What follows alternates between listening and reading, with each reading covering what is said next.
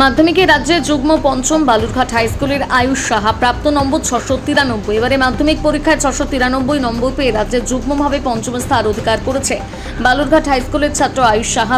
বাড়ি বালুরঘাট শহরের সাহেব কাছারি এলাকায়। ভবিষ্যতে চিকিৎসক হতে চায় আয়ুষ। তার এই সাফল্যের শহর জুড়ে খুশির হাওয়া। তোমার কত নাম্বার হয়েছে, মানে কি ভাবছো কি হয়েছে? আমি দেখিনি এখনো আমার মার্কসটা, কারণ এখনো টাইম হয়নি সেজন্য। আর কি জানতে পেরেছো? জানতে পেরেছি যে আমি রাজ্যে 5th হয়েছি। মার্কস এখনো দেখিনি, পার্সেন্টেজ সম্ভবত 98 পয়েন্ট সামথিং।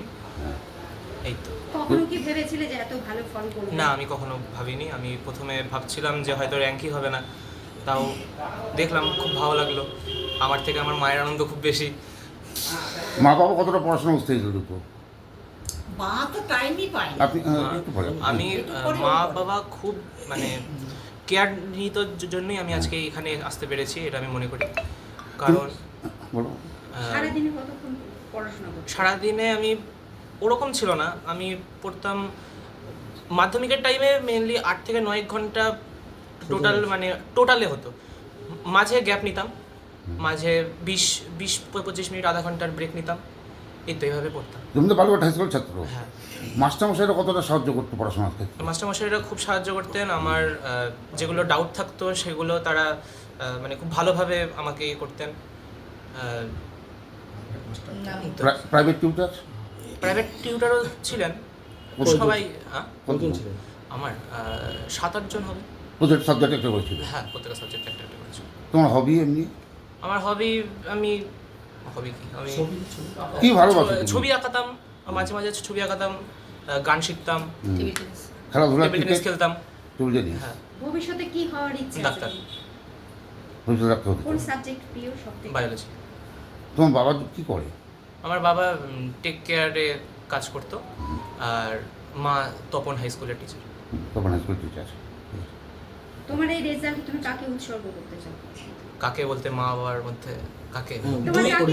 দুই জনেই সমানভাবে আমার পেছনে ইয়ে করেছিলেন। আমি বলতে পারি দুইজনেই আমাকে মানে খুব উৎসাহ দিত। মা আমার ব্যাকবোন হিসাবে আমাকে খুব সাহায্য করতো। দুইজনের জন্যই আমি এই সাফল্যটা পেয়েছি। পরবর্তীতে বিজ্ঞান নিয়ে পরে ডাক্তার হতে চাও? বিজ্ঞান, হ্যাঁ। ছেলের এই যে সাফল্য কীভাবে দেখছেন, কি ভাবছেন? আমি আশা করেছিলাম সে একটা কিছু করবে। আমার আশা বলতে আমি ওর খাটনি দেখে বা ওর এর মধ্যে ইনভলভ দেখে, ওর পড়াশোনা স্টাডিটা এত পরিমাণে করতো, ও কোনো সময় ফাঁকি দিত না। তো আমার একটা আশা ছিল, কিন্তু ও কল্পনা করেনি যে এই জায়গাটা ও পৌঁছাতে পারবে। তো আমি আজকে ভীষণ খুশি, আমার খুশি রাখার জায়গা নেই। ছেলে এই যে ছেলে যে পড়াশোনা করতো তার জন্য মানে কতটা আপনাদের খাটতে হতো, বা মাস্টাররা কতটা খাটতে হতো বলতে, মানে আপনাদের কতটা খাটতে হতো? আমাকে খাটতে হতো বলতে ও নিজে থেকেই করতো, আমি সাপোর্টার হিসাবে সবসময় তার সাথে থাকতাম। আর ওর যে টিউশন টিচাররা ছিল ওকে প্রচণ্ড পরিমাণে হেল্প করতো।